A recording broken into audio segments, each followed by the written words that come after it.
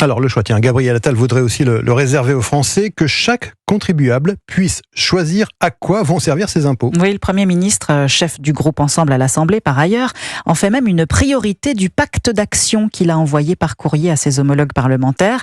Il appelle de ses vœux la création d'un impôt participatif, comme ça existe déjà ailleurs en Europe, Barthélémy Philippe. Oui, cela fonctionne depuis près de 40 ans en Italie. En remplissant leur déclaration d'impôt, nos voisins peuvent choisir de flécher une part symbolique de leur contribution vers la santé ou la justice. L'idée séduit Jocelyne. Cette retraitée parisienne aimerait soutenir 2 missions de l'État. L'éducation et la santé. L'éducation nationale périclite à grande vitesse. Pour la santé, les choses ne vont pas très bien non plus. Alex, la quarantaine, est beaucoup moins convaincu. C'est plus de l'artifice qu'autre chose. Je pense que le rôle de l'État, c'est de faire lui-même le job et c'est pas aux gens de décider. Il faut juste plus de redistribution et ça se passera très bien. Créateur du site justerépartition.fr, Thomas Gérégian a sondé plusieurs milliers de Français sur leurs priorités concernant l'utilisation des impôts. Les plus de 3000 votants ont majoritairement plébiscité une hausse des dépenses dans l'éducation, puis la justice, la défense et la sécurité. Et enfin, dans l'environnement et l'énergie. À l'inverse, la plupart des contribuables souhaitent consacrer moins d'argent au financement des retraites, des prestations de solidarité et des aides aux entreprises. Barthélémy Philippe du service économie d'Europe.